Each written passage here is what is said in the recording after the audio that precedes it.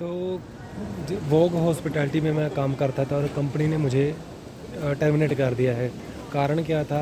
इस चूतिया कंपनी का क्या कारण है कि जब भी आपको चीज़ मोबाइल में पंच करते हो, यहाँ पर क्या है कि किसी ने ऑर्डर दिया तो मोबाइल मिलता है, मोबाइल में पंच करना पड़ता है, मोबाइल के बाद रिसिप्ट निकलती है।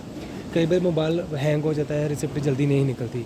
कई बार ऑर्डर बहुत ज़्यादा होते हैं तो बाद में पंच करना पड़ता है, ठीक है। और कई बार क्या होता है कि किसी ने ऑर्डर दिया, बाद में कैंसिल कर दिया, वो पेंडिंग हो जाता है। तो वो पेंडिंग ऑर्डर बाद में निकालना पड़ता है, क्योंकि नहीं तो बाद में हमें अपनी जेब से देना पड़ेगा। एग्जांपल तौर पे, अगर मैंने एक चाय पंच की है, एंट्री की है, उसकी रिसिप्ट बाहर आ गई, पर कस्टमर ने कहा मुझे ये नहीं चाहिए था, मुझे कुछ और चाहिए था, तो गलती चलो हमारी तो होगी होगी कि हमने गलत पंच कर दी। या कई बार कस्टमर बिना वजह रिफ्यूज़ करता है, कोई ना कोई कारण होता है। तो वो जो चाय है, जो भी जितने की रियल की है, 2 है 4 रियल की है, वो पेंडिंग हो जाएगा। तो वो कैसे निकालना है? तो वो अगली बार कोई कस्टमर आएगा तो उसको निकाल देना, उससे पैसे ले लेने हैं, ठीक है ना।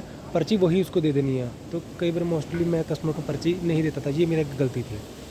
दूसरी यही गलती थी कि मैंने ऊपर इन्फॉर्म नहीं किया कि मेरा कोई पेंडिंग है। और कभी कभी क्या होता है कि कंपनी जल्दी रिस्पॉन्स ये नहीं करती, खासतौर पर ये कंपनी ये छोटी छोटी बातों पे चार्ज करती है। जैसे एग्जांपल तौर पे, अगर आपने किसी की चीज़ को पेंडिंग रख दिया, अगर वो जल्दी ना बिके तो फिर उसका पैसा नहीं देती, ठीक है ना।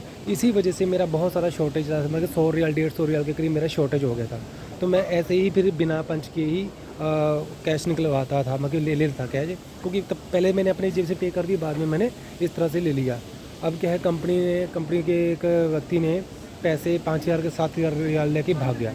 कंपनी बड़ी सख्त हो गई कि अभी वो चेकिंग करने लगी, तो मेरा भी नाम बीच में आ गया, मेरी वीडियो भी आ गई कि ये देखो तुमने बिना पंच किया। तो मैं प्रूफ नहीं कर सका, मैं कैसे बताता, मैं बता भी रहा था कि भाई ऐसा ऐसा हुआ है, लेकिन वो नहीं माने। जिसकी वजह से एंड में ये क्या हुआ कि इन्होंने क्या की, सीधी सी बात, हमारे पर प्रूफ है, हम तुम्हें जेल में भेज देंगे या फिर 10,000 रियाल जुर्माना भर दो। मैंने कहा 10,000 तो रियाल मैं भर नहीं सकता, 1,600 रियाल मेरी सैलरी है।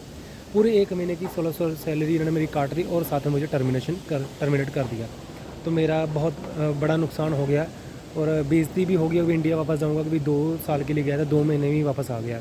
तो ये तो नुकसान है। और इस कंपनी के रिव्यू मैं अब बहुत दूंगा, और आप लोगों से भी मैं यही कहूँगा कि खबरदार हैं, वोग हॉस्पिटैलिटी, पूड़ी एंड कड़क, अलवक्रा, इनके यहाँ अगर कतर में आ रहे हो तो ये इस कंपनी में आपको ठगा जा सकता है।